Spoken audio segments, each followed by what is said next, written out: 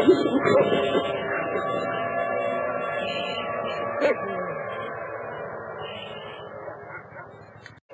listening to The Art of the Time. I'm Pooh. And I'm William Cooper. I pledge allegiance to the flag of the United States of America and to the republic for which it stands, one nation, under God, indivisible, with liberty and justice for all.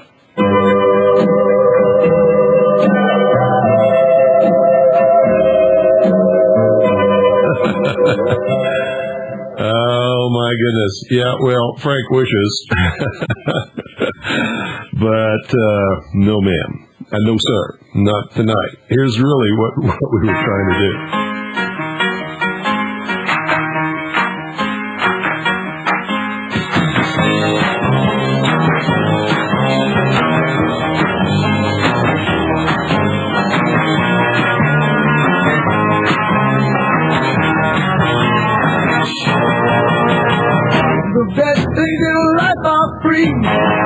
But you can give them to the birds and bees. That's what I want.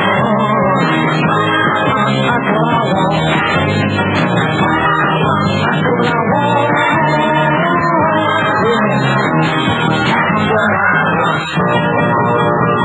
Your loving gives me such a thrill, but your loving won't pay my bills. That's what I want.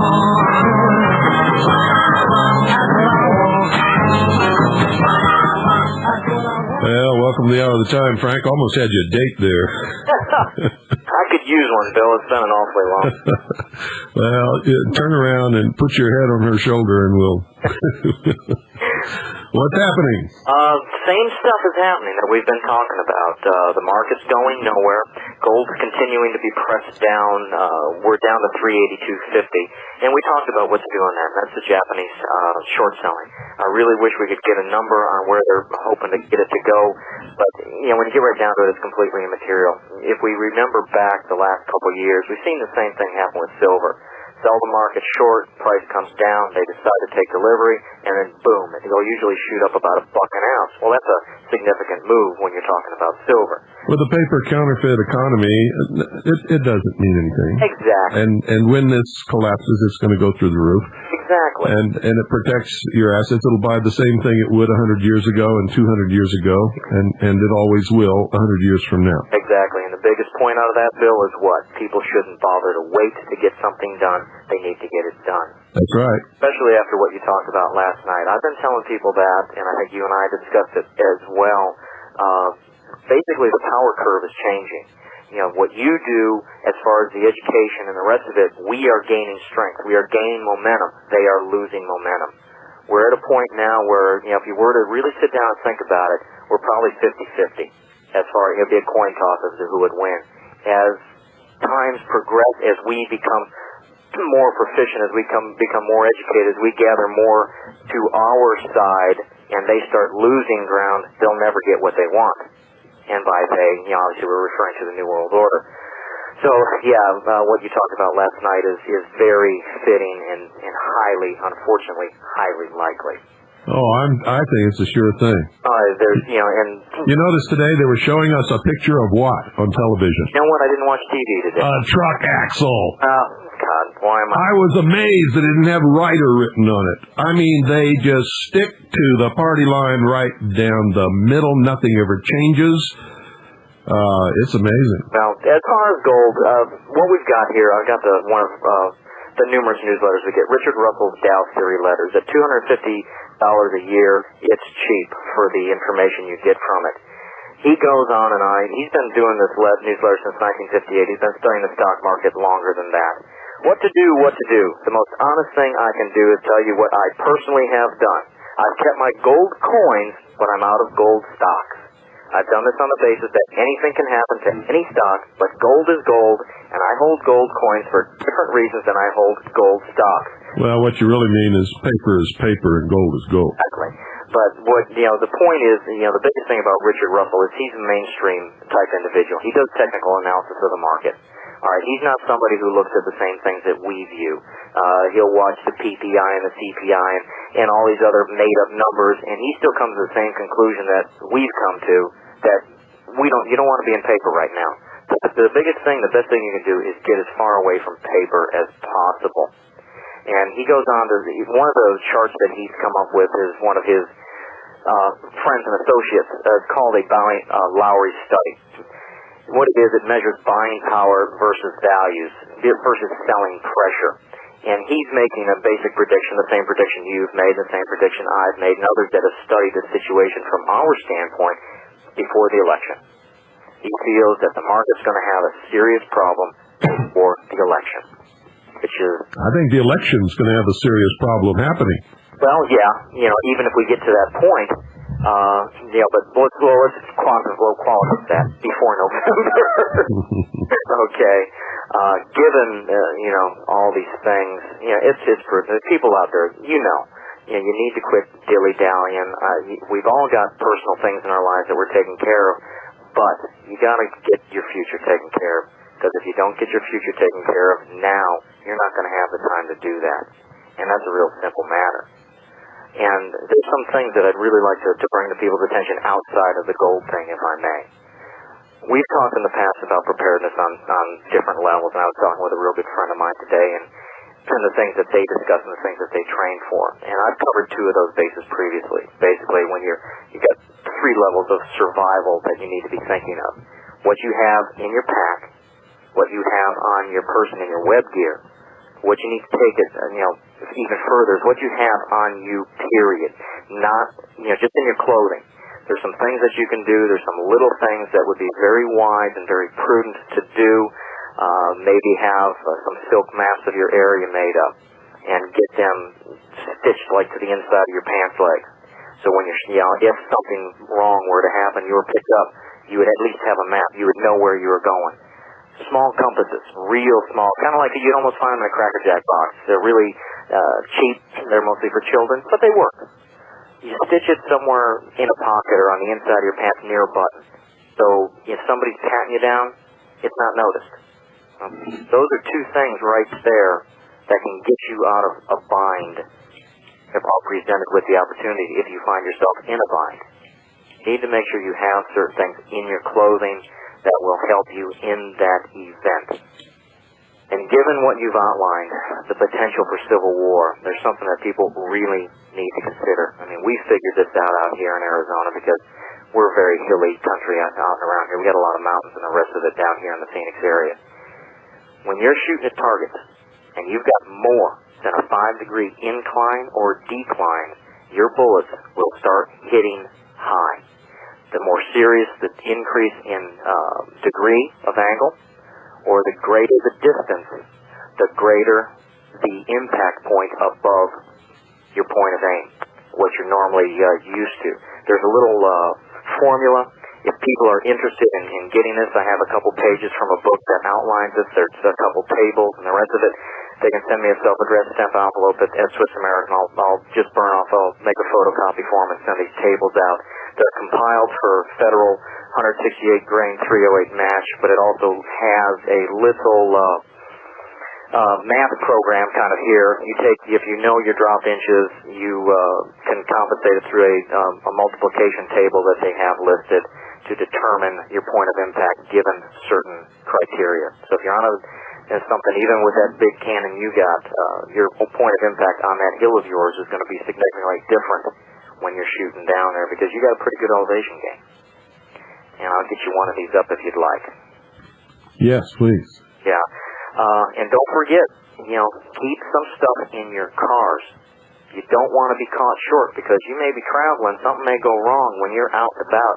Make sure you've got the basics in your car. Some water, a little bit of food, some shelter. Some of these places in this country, they still get cold at night. And keep your gas tank topped off. And I suggest the car you keep it in be an old car. Yes. With the old distributor points and plugs and no computer chips or electronic ignition whatsoever. EMF or EMR, electromagnetic radiation, and the rest of it, it will toast electronics. They can pulse that stuff. They've got handheld units that will pulse. Well, of course, if you've read anything about Nikolai Tesla and some of the other things, and I know you have, the technology's been on for decades. Not me, never heard of him. Okay, thank you very much, Frank. Right, Bill. You have a good evening. Take care. The number to reach Frank is 1-800-289-2646. Ladies and gentlemen, give him a call, get some real money in your hands, and stay tuned.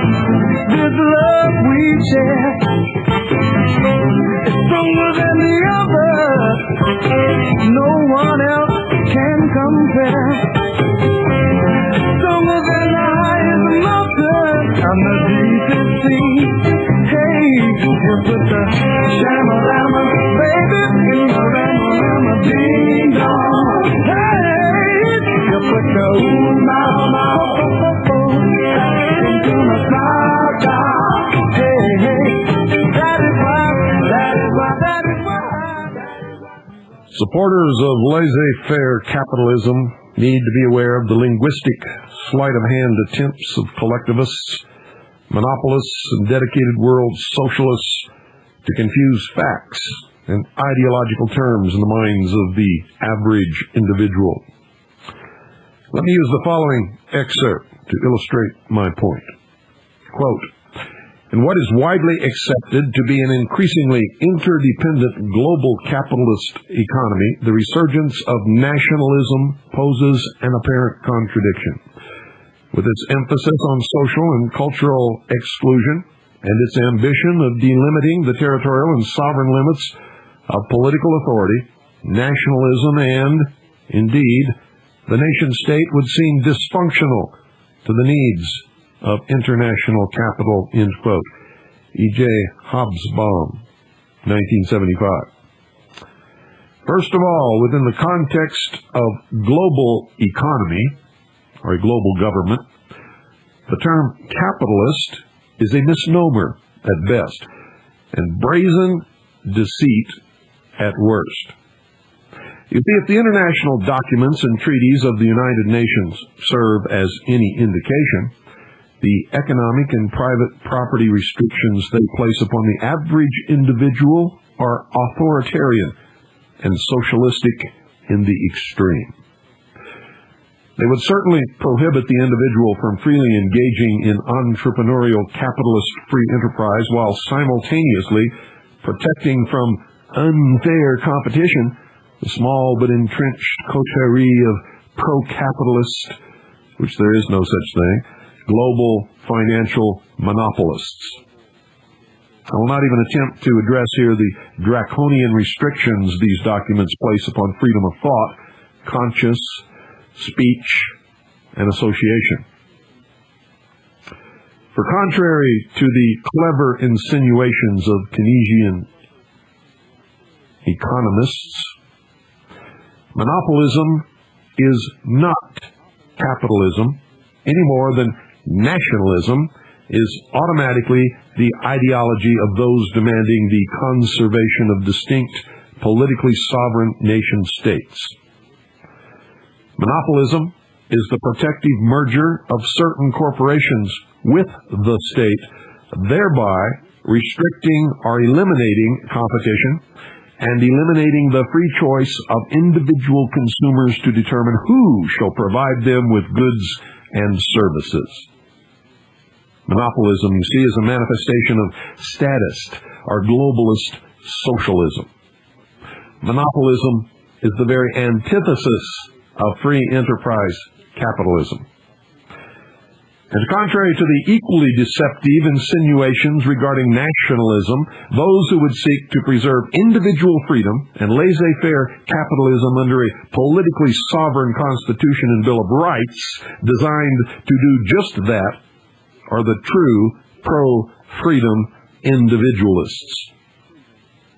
These heroes are frequently lambasted by the same press, academicians and economists who would deliberately confuse monopolism with capitalism. You see, constitutionalists, objectivists, libertarians, and other laissez-faire capitalists are incorrectly labeled nationalists, and nationalists anxious to redeem their vile ideologies with more virtuous associations do nothing to dispel the rumor. In fact, in the view of the true nationalist, the cure for international socialism is nothing more than fascistic, authoritarian national socialism, usually racist, ethnocentric, tribalistic, and hierarchical, and bearing no resemblance whatsoever to libertarian concepts of limited government, individualism, and pure capitalism. It is slander in the extreme to associate those who plead for politically sovereign nation-states in the name of pro-individualist, pro-capitalist freedom with those who espouse one of the most evil, pro-collectivist ideologies produced of political theorists, which is nationalism.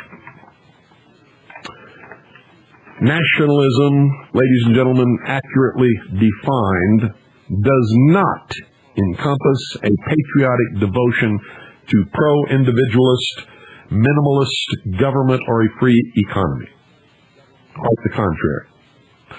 Nationalism, or its complete appellation, National Socialism, is the ideology of ethnic collectivism and economic protectionism, overlaid with authoritarian state control of industry, property, and persons. It is closely allied to fascism, for which it usually serves as a preliminary political base, and populism, an equally socialist politic which often precedes it. That's why you had better be damn careful if you're messing around with populism and the populist party and things like the Liberty Lobby. Nationalism, like its political fellow, populism, is completely antithetical to capitalism. You see, both Adolf Hitler and Benito Mussolini were nationalists. Both men nationalized industry, eliminated free market competition, and instituted economic protectionism. Thus, the belief in political national sovereignty in a pro-individualist, pro-capitalist state is to stand against the principles of national or global socialism. You see, such a state and its citizens will not gladly relinquish their protected freedoms to a globalist, mixed, read socialist economy of international monopolism. In short, global economy? Sure, if it's capitalist. Global government? Never. Not on your life. International free trade is not, nor ever has been, the enemy of political sovereignty of nations. That is, of course, assuming such national governments actually protect personal and economic liberty. In fact, in such systems, the government does not restrict free trade of any kind, because the government in such systems does not interfere at all in the economic life of its citizenry. You see, this is the very meaning of laissez-faire. Therefore, the problem with GATT and NAFTA is twofold. The government of an economically free people has no business engineering the economic treaty of any kind. It is interference into the economic life of its people, which is redundant in view of already recognized constitutional freedoms to that effect. Individuals of any capitalist nation are assumed to be free as individuals to trade with any person or nation of their own choosing. Government-engineered trade tariffs represent an illicit attempt of government to assume an economic authority not granted by pro-individualist constitutions such as our own. Mandates such as these interfere in the economy and should never have been enacted in the first place. Such allegedly pro-capitalist treaties as GATT and NAFTA then represent nothing more than a curious political redundancy and an attempt at governmental economic engineering that would seem more nationalist in the socialist sense than capitalist. GATT and NAFTA would thus seem to bear closer examination. Why not simply pass national legislation repealing such anti-capitalist tariffs? Why the need for an anti-tariff treaty? The answers, ladies and gentlemen, are found in the bodies of the GATT and NAFTA agreements themselves.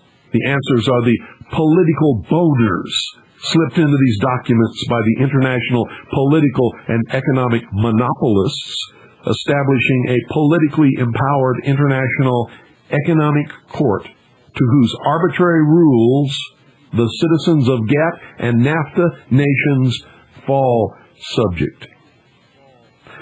And far from establishing free trade, they actually impose international regulations on trade and manufacture.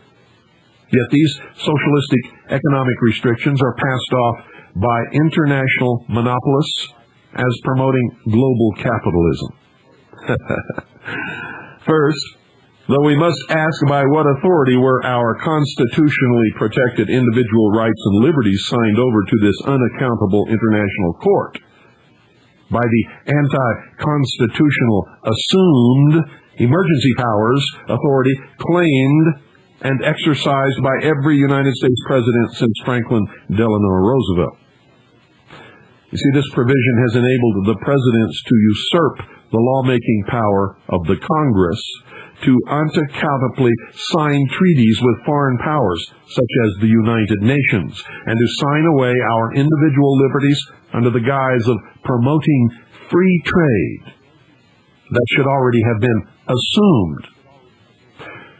Such totalitarian practices are insupportable and intolerable in a nation of free individuals. Again, free trade should be assumed without need of treaty in a nation of free individuals. Doesn't that make sense? Economic barriers erected by any government represent a system already moving into collectivism and away from freedom. So let us get down to basics.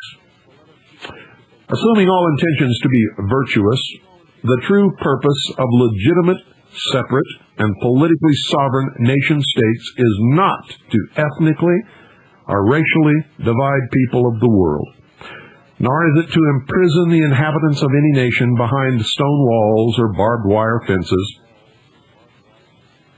nor is it to engineer or restrict economic activity in any manner. Such purposes are collectivist and philosophically insupportable. No, ladies and gentlemen, the only legitimate purpose of maintaining separate and sovereign nation-states is to politically protect the individual rights and freedoms of their geographical inhabitants and to prevent in the political arena what the Keynesians promote in the economic arena, which is monopolism. It has only been by virtue of the existence of competing political entities that the people of the world have remained even marginally free. You see, such a balance of world political power has always provided something of a check to potential tyrants.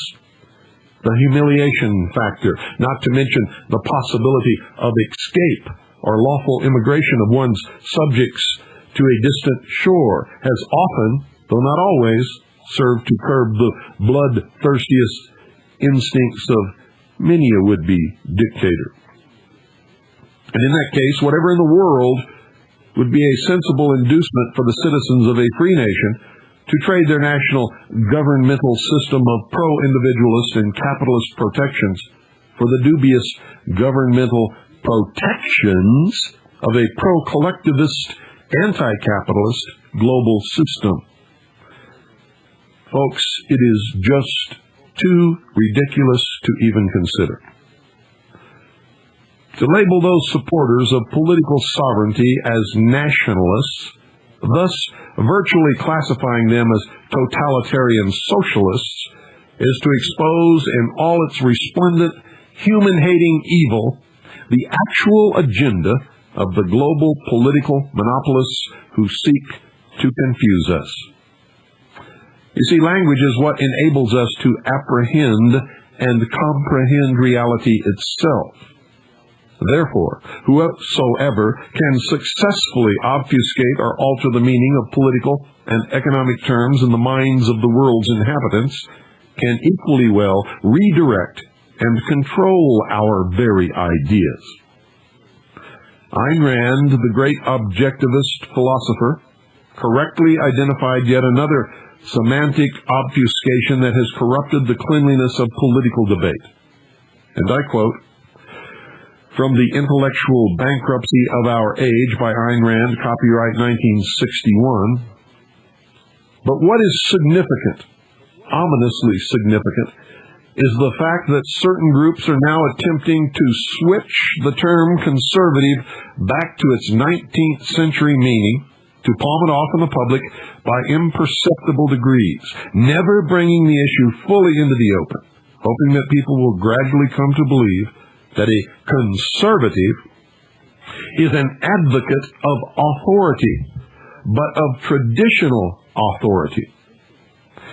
If semantic corruption becomes accepted on that wide a scale, if the political switch pulled on us becomes a choice between 20th century statist liberals and 19th century statist conservatives, what political system will be silently obliterated by that switch? What political system is being destroyed by stealth without letting people discover that it is being destroyed? Capitalism. End quote. And now that these anti-capitalist elitists have removed our linguistic and philosophical ability to debate their twisted ideologies, now that they have exerted political pressure on the world's legislatures to all but outlaw entrepreneurial capitalist activities, they would yet seek to further consolidate their political power, leaving the genuine pro-capitalist dissidents with nowhere in the entire world to run. Truly, collectivism has served them well. Such political monopolism is the most ominous threat to capitalism, indeed to any advocacy of personal freedom. International government, the embodiment of political monopolism, is a virtual guarantee of totalitarian control of the world's people and complete eradication of pro-individualist, pro-reason, ethics, and politics. The sole moral justification for any system of government is strictly the protection of the unalienable natural freedoms and individual rights of each and every person subject to its laws. Such a system, ladies and gentlemen, can only exist in a world of politically distinct and sovereign nation states. Any political system, however, that violates the natural, unalienable freedoms and rights of its citizens instantly criminalizes itself and forfeits its legitimate claim to govern. And that was written in May 1996 by my good friend Gene Faulkner. It will be an article in the forthcoming issue of Veritas, ladies and gentlemen. Don't go away. I think I've got to do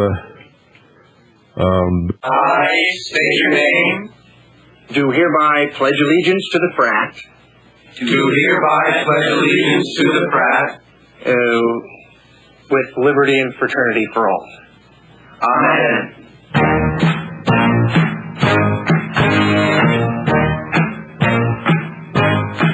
You may sit down.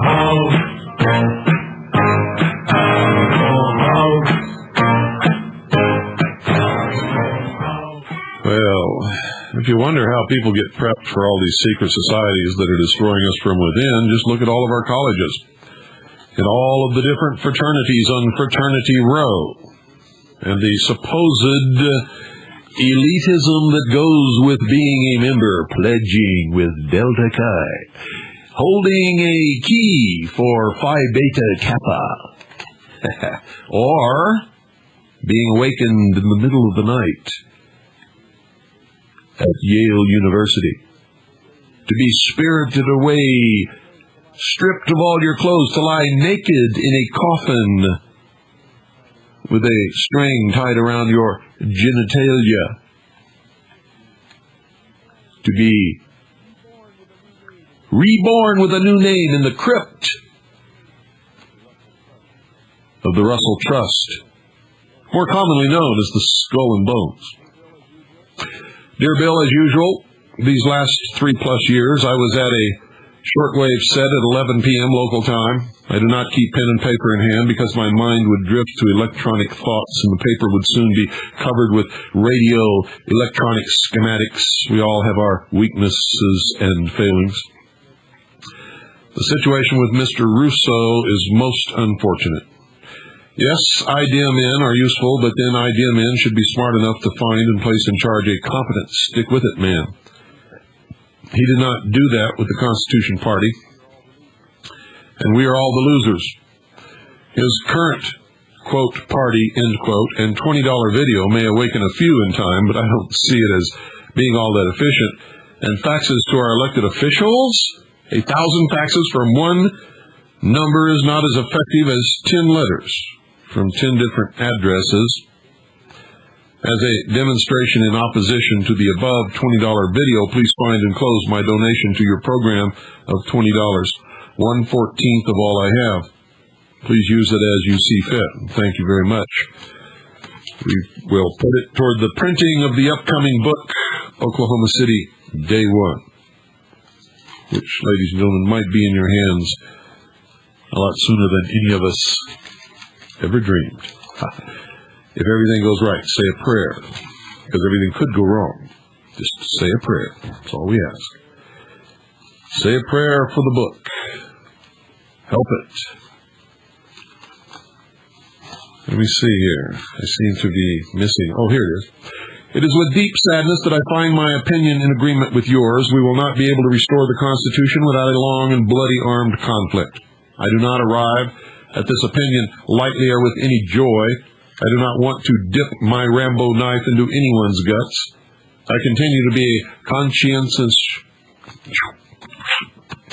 tongue tied around eye tooth. I continue to be a conscientious objector. Listen to this, folks. This is extremely interesting. I continue to be a conscientious objector. I was a Vietnam War resistor, draft dodger. I, too, do not want to fight. But where do we draw the line? This is our country, my nation, my Constitution. This will not be a war on foreign soil. This will be a civil war on my soil. The U.S. Constitution has been good for most of us, for most of the time, for over 200 years.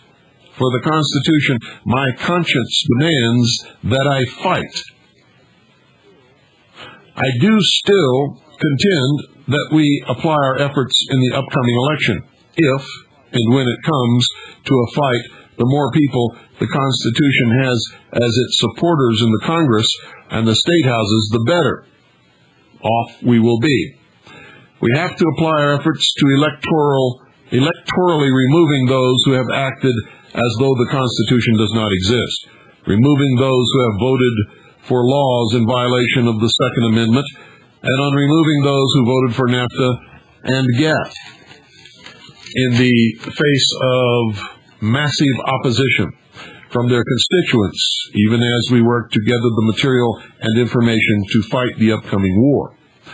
Let me remind you that the people continued to ask for the right of Englishmen for over a year after the shooting started. If the shooting starts, we must continue to ask for the restoration of the Constitution, even as we fight for the restoration of the Constitution. The more people we have in government who are loyal to the Constitution, the better the chance of its restoration. Whoever wrote that fax letter that you read on the air tonight is a good wordsmith, has her thoughts and ideas well thought out, and all facts in order. Hang on to whoever it is, and we certainly will. At the close of your program, WWCR still playing the tape with old address, the post office may be slow to forward per your change of address order, mail from the old Sholo P.O. Box, and may place your orders in the inactive file as soon as allowed, or perhaps before allowed. It would be a great idea to apply yourself to quickly changing that closing tape to one that carries the new mailing address, and you're absolutely correct. My problem is that I can't hear it, and so I quickly forget about it, and I will try very hard to do that tomorrow. On this date, the Freemen surrendered to arrest by the FBI. What of the legal brief given by the Freemen? And that's a good question. To the Justice Department for a ruling and publication claiming that they would surrender afterwards. I have heard nothing more. The Justice Department may have found its hands conveniently tied. In the federal court system, all legal deliberation stops when one jumps bail, escapes, or fails to submit to arrest. Now may be the time to press the Justice Department for its ruling and publication. Keep up the good work. Take care. Sincerely, yours, Oscar. Thank you, Oscar. And I don't know what happened to it. I sincerely don't. I haven't heard any more about it either. Land transfer vital to future of Fort Polk and Vernon Parish.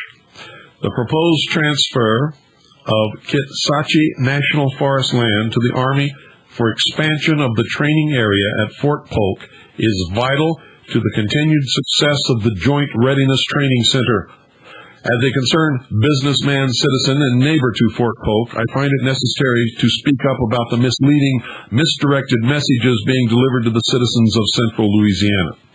In 1995, as president of the Greater Vernon Chamber of Commerce, our program of work included the project addressing Fort Polk's need for more training land. Our goal was to simply encourage and support this need. As a chamber, we felt that providing this land to Fort Polk would be one more way our community could say to the world and to Congress, Vernon Parish folks love Fort Polk and the JRTC. But even beyond this, we saw the need for Fort Polk to have more training land. You see, these are the businessmen down there who have sold out for money. They want the United States Army to be training foreign troops on this soil to become UN peacekeepers in the United States of America and in other countries so that they can make a short-term dollar from those people. And I'll bet you anything that the author of that letter, ladies and gentlemen, was a Freemason, especially if he was the head of the Chamber of Commerce. And this is from the American Press, Sunday, June 9th, 1996.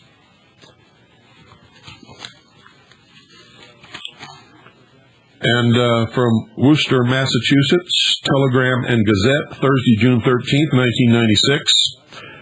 Washington. Driving home to Austin, Texas after a football game, Mary Boyd saw a car veer off the dark highway and crash. She called 911 from her cellular phone, but the call was of little help to rescuers because Boyd didn't know precisely where she was. In the next few years, that problem would be resolved under a plan adopted yesterday by federal regulators requiring cellular companies to upgrade their networks with technology to locate a 911 caller, which means they could locate any caller. The Federal Communications Commission adopted the plan on a 4-0 vote. In other words, it's going to become reality. So watch for it, ladies and gentlemen. And remember, from now on, at some point in the future, when you use your cellular phone, somebody will know exactly where you are every moment. And in Worcester, Massachusetts, Telegram and Gazette, Wednesday, June 19th, 1996, they are trying to push through a gun bill that has been criticized as being too weak. So it's been put back in committee to be beefed up. And if you live in Massachusetts, you'd better organize and oppose it. Video Cop, also from the Telegram and Gazette, Saturday, June 22nd, 1996. In Massachusetts, they want to put surveillance monitors at all intersections. One of the persistent irritants and occasional hazards of living in Massachusetts is the notoriously bad driving habits of many of its motorists. They want, ladies and gentlemen, television cameras at every intersection, and they're already at every intersection in many cities around the country. Here's another one. Video monitoring gets yellow light. The city has moved a step closer to having video cameras set up at some of its more dangerous intersections to catch people who run red lights.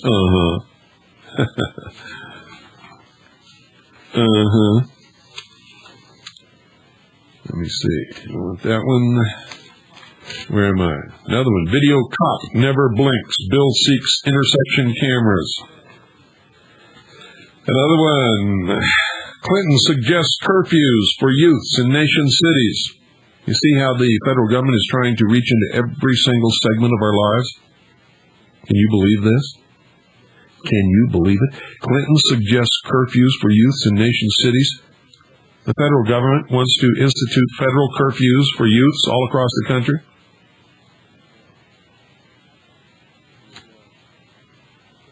And they're putting out federal guidelines to do it with. There's another letter. Dear Mr. Cooper, in the past year I've become increasingly appreciative of your position on national issues and events. I resigned my leadership position in United We Stand America. And I'm not going to read the district because I don't want to give this person's identification away. I don't... Nope, he did not give me permission to do that, so I won't. I resigned my leadership position in United We Stand America. Blankety blank congressional district coordinator and board member in United We Stand America, and I'm not going to say the state. The charade ended about a year and a half ago when I cornered Russell Verney in a meeting, just as you did one Aaron Russo, and asked him a series of questions regarding the Council on Foreign Relations, Trilateral Commission, and the New World Order. The United We Stand America board members, with whom I was very familiar throughout the state, had held our own private meetings after the official policy meeting and discussed the status quo. It came as no surprise to me when Russell Verney, Perot's point man, would not touch any of the subjects with a 10-foot pole, and those of us that were at the meeting pulled the plug by contacting the others who either withdrew or resigned. We had found the Trojan horse who had been working both ends against the middle to further his computer sales as shown in the DeBolt report. He was shown to have a dedicated purpose in implementing Hillary Clinton's health care scheme worldwide through the New World Order. The demise of United We Stand America in this state, and I'm not going to mention the name of the state, left me with an unresolved plan of action, and a small group of ex-Marines turned me on to your programming on WWCR. Later found a more satisfactory solution on C-band, and tonight was the best audio quality I've experienced on 14 in a long time. I am well aware that nearing the election is also nearing critical mass, and that unity is of the essence, for the time is short. As in United We Stand America open meetings, we've had our share of infiltrators and matoids who disrupt with intent to destroy. We've seen the same in our small select group of about 5, and we've had to replace a few with men whom we could trust. Controlling the list is a big job. Even though it appeared to me that you were treating some a little rough at first, in time your wisdom became apparent and your action I found appropriate. On Thursday's program, from my perspective, I thought you handled Aaron Russo very gently and really were almost polite when you dismissed him. Moreover, you did good. You drew him out like a professional, and although it may have taken an entire program, we became the beneficiaries in receiving the background of the Constitution Party and the rationale for its demise and who was responsible. You may have thought you wasted your program time and your patience, but we reaped the benefit as the proceedings kept us on the edge of our chairs as we learned who, what, and why. I have come to appreciate your list, rules and all. It's talking about the internet list, folks, which is very strict. Very strict. Anybody steps out of line incurs my wrath, including all of the language that I ever learned in the United States Navy, when and if it's necessary. I just don't have the patience for ninnies anymore, folks.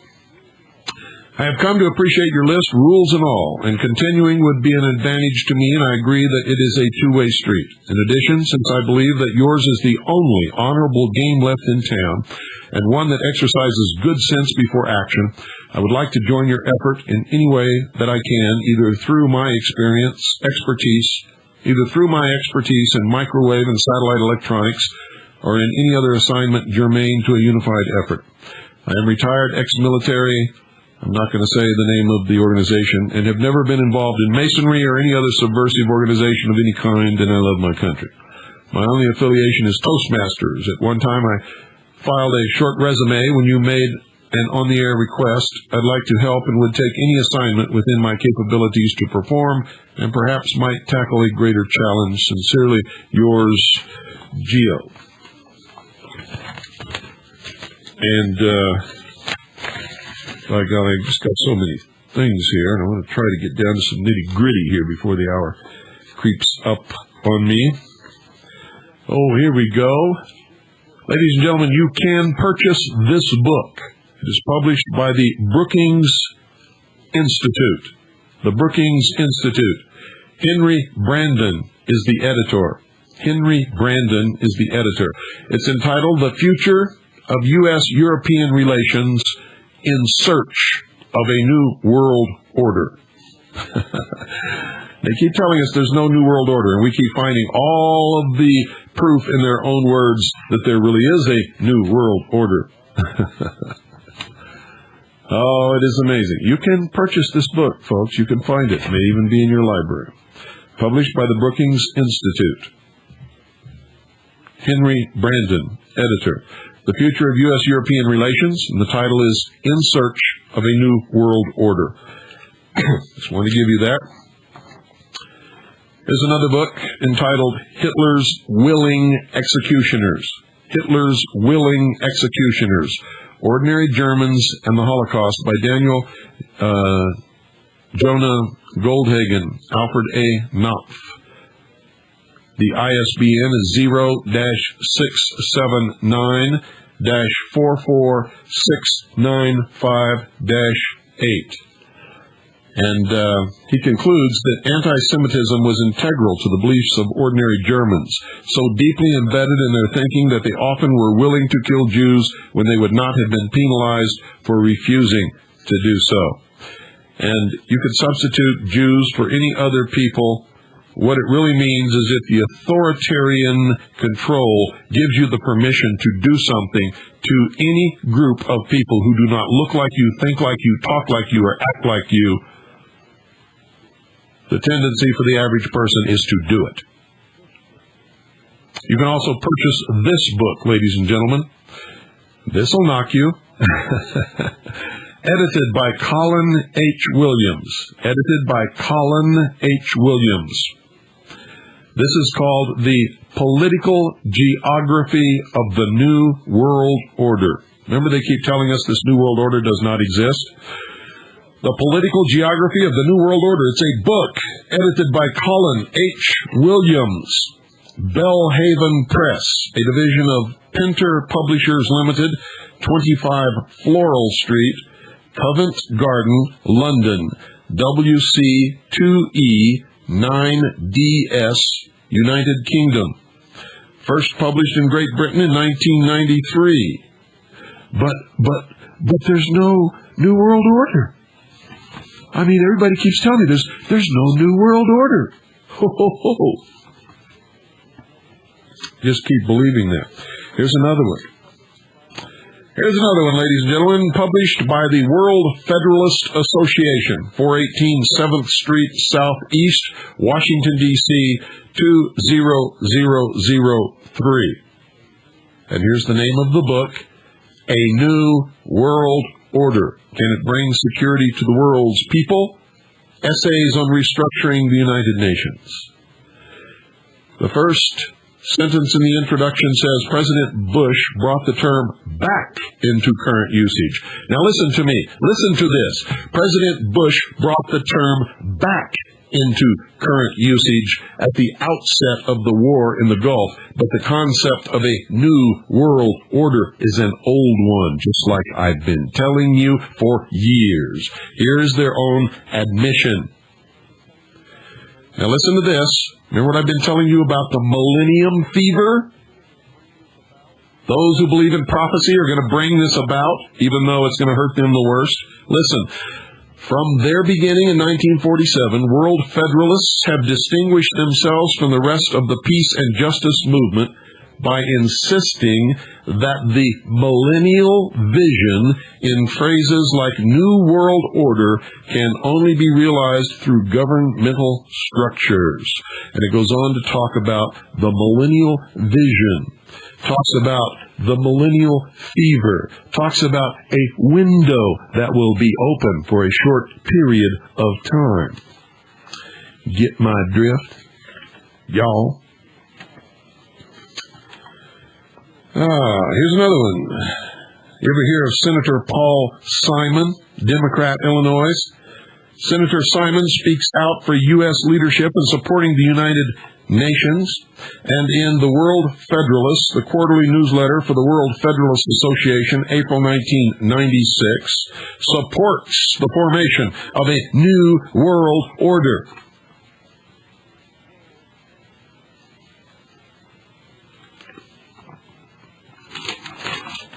Here's something, a quote from Ayn Rand. We cannot fight against anything unless we fight for something. And what we must fight for is the supremacy of reason and a view of man as a rational being. I agree wholeheartedly.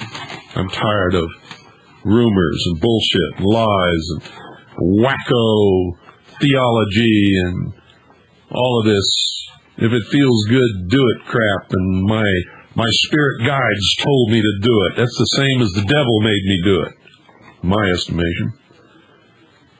The terms liberal and conservative are two of the emptiest sounds in today's political vocabulary. They have become rubber words that can be stretched to fit any meaning anyone cares to give them. What is it that the terms liberal and conservative have now come to hide? Originally, folks, the term liberal meant an advocate of individual rights, of political freedom, of laissez-faire capitalism and an opponent of the authoritarian state, while the term conservative meant an advocate of the state's authority, of tradition, of the established political order, of the status quo, and an opponent of individual rights.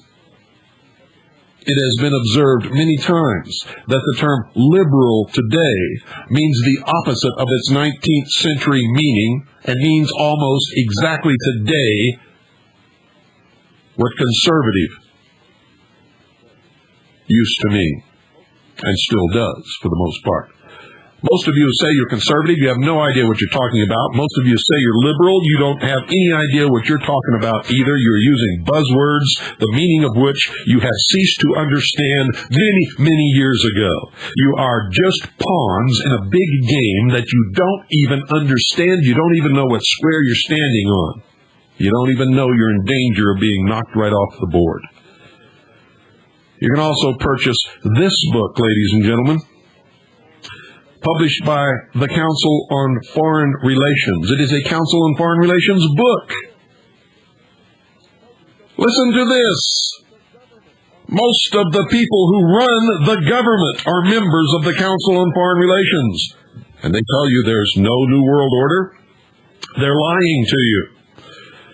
The name of this book is The Imperial Temptation, The New World Order, and America's Purpose. Sounds like several titles of the hour of the time, doesn't it? Copyright 1992 by the Council on Foreign Relations. In the contents, Part 1, America's Road to the New World Order. The Bush Administration and the End of Containment. 2, the New World Order. 3, aggression and collective security. 4, visions of order past and present. They do an autopsy on the Gulf War. Part 3, American security and the national purpose. Renovation is the last chapter. No New World Order? Bullshit. Good night, ladies and gentlemen. And God bless each and every single one of you, lost though you may be. The night was clear and the moon was yellow and the leaves came tumbling down. I was standing on the corner when I heard my uncle bark. He was barking at the children who were gambling in the dark. It was Bagley and Billy, two men who gambling. Bagley took 7 before that he threw eight. Bagley, so Billy, I can't tell you to go with that. You won all my money in my brand new Dutton hat. Don't forget, ladies and gentlemen, Ari Shavat, a prominent Israeli journalist and columnist, has admitted in the Israeli newspaper Haaretz that Israel controls the White House, the Senate, and most of America's media.